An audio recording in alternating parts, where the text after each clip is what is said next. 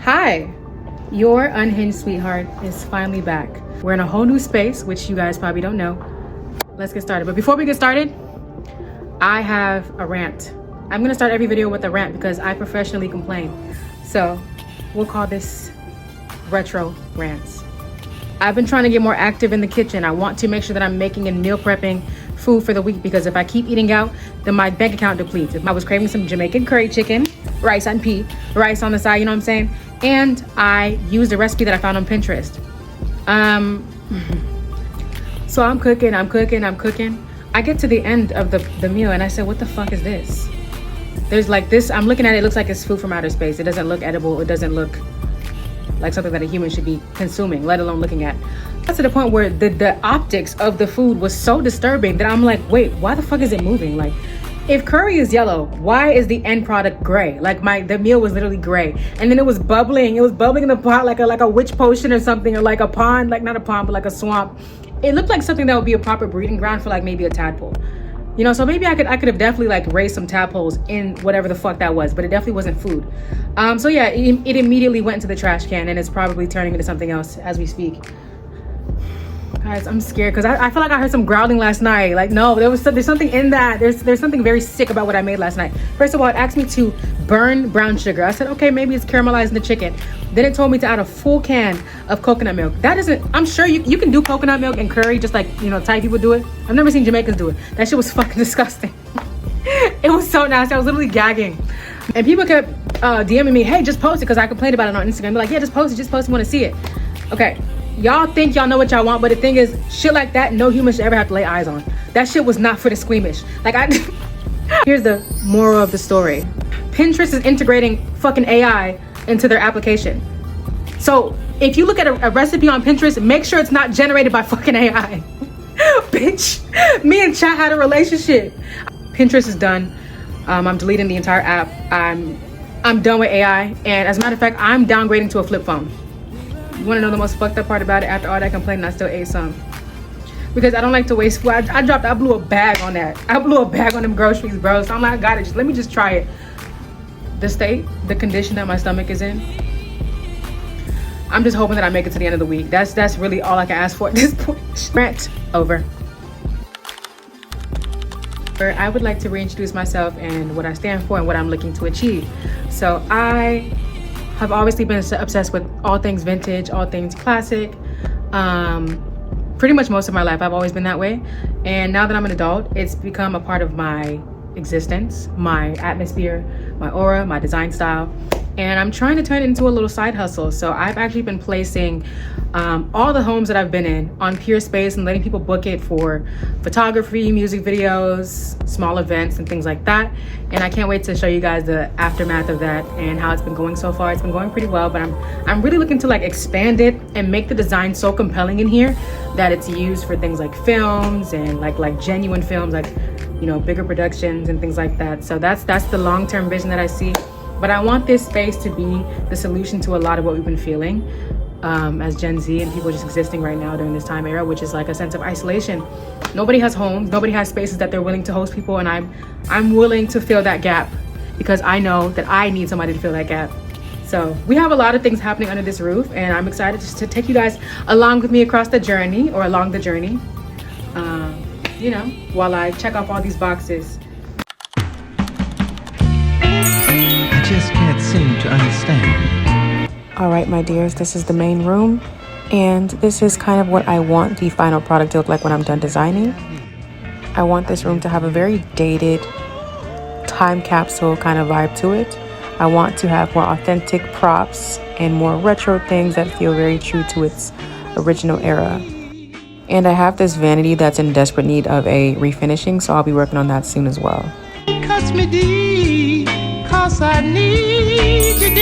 Up next, we have my favorite portion of the home. This is really where the maximalist portion of my design style comes to life, and this is kind of what I want Endgame to look like for this part of the home. Almost everything here was purchased on Facebook Marketplace and thrift stores, including these original magazines, from the 60s and 70s.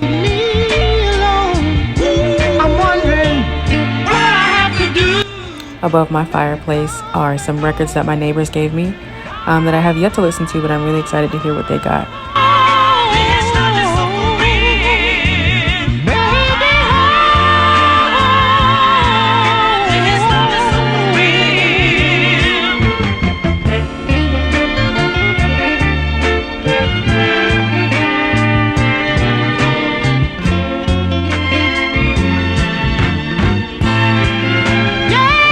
Along with collecting original items from the 70s and 60s and so on, I also collect VHS tapes because that's more true to my actual generation. So I have a whole bunch of original tapes that I'm hoping will mean a lot to me over time. I actually select one to play when guests come in to use it for photography, kind of as like a shock factor. This TV doesn't work, it's more of a prop, but I'm hoping to find more that actually work and swap it out.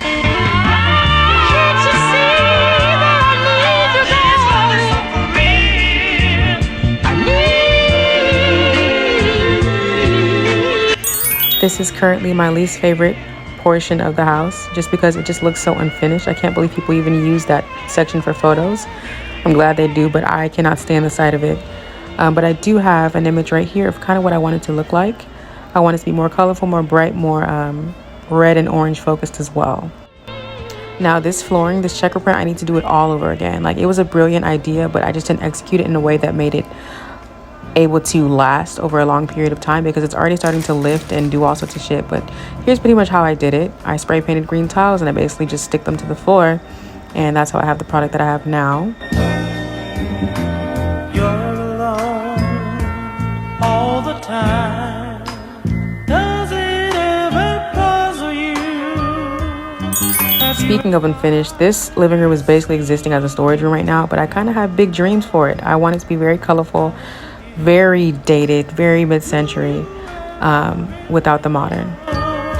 But what I really wanted to show you was this original 70s floor model television that I'm hoping I can either make work or gut the insides and put a flat screen inside to be able to stream things on it. That way it still has that classic look, but it's also functional. Too late to stop. Look, listen to your heart, hear what it's saying, stop. Then we have my best kept secret in the home. Come with me, let's see.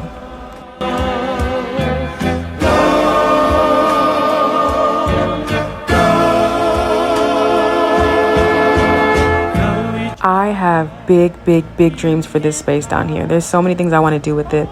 As you can see here, I have that halo couch that I've been dying to upholster for the longest time now.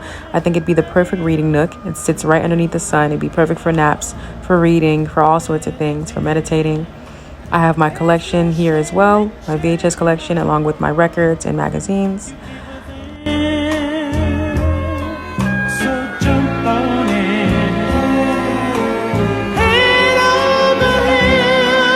The house came with a built-in bar, which I think is just brilliant because I have dreams of making this like a disco, speakeasy, paradise / man cave, gaming station. Like, I just have such big dreams for this area. I'm the most excited about it. And I also think I want it to be like a mini bedroom. Here's a brief look at the bathroom. I do want it to be more rustic and yellow with hints of orange.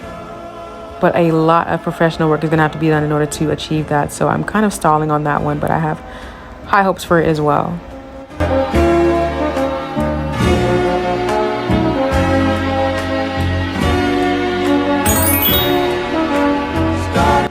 Speaking of needing professional help, this shed out here, I just feel like I can make something really shake with it. Like, there's just so much I could do with this space in this entire backyard, but it's going to take a lot of professional help and time and money invested into it. So I'm trying to take my time with that.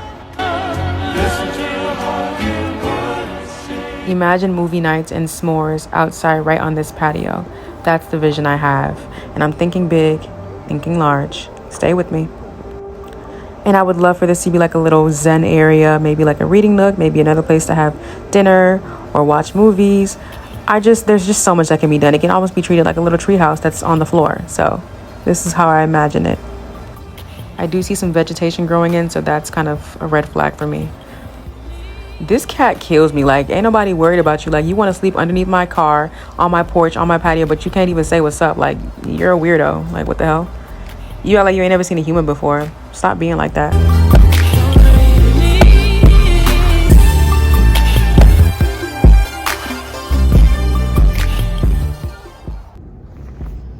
So that's all.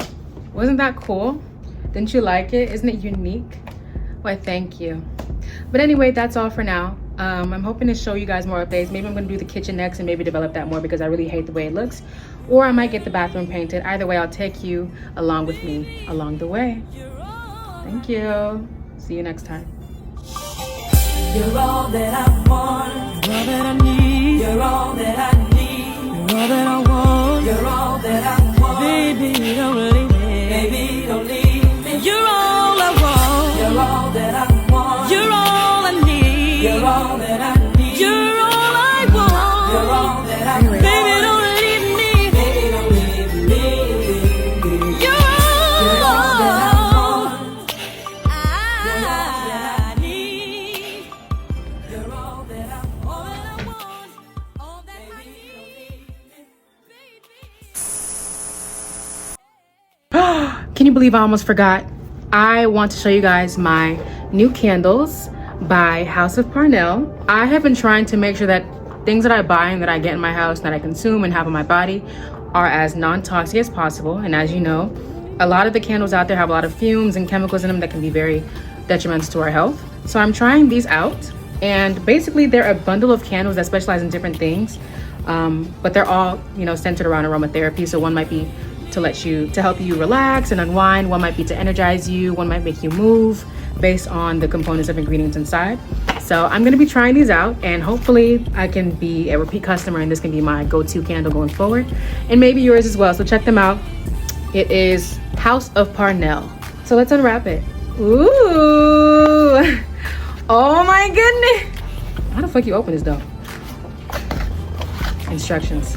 We have the frankincense plus lavender, which I'm assuming helps you reset and reflect. And then you have the lemon and eucalyptus, which is for vitality, movement, and creativity, and rose and cedarwood, which is for pampering oneself. What the fuck? If you open it, you'll see that one says move, one says rest, and one says connect. And you know what? I think I wanna move. So I'm gonna put this by my desk, hoping that it would make me more productive. Obviously, I'm gonna put this rest one probably by my couch or by my bedside. Now connect. Maybe I'll put this next to my dog's cage so she can learn how to reconnect with her sense, because she tried to run away last week and I think she needs to connect back with who the fuck she is, because I don't know what that was about. This is for you. It's for you, Suya. Cheers. Because you tripping, for real.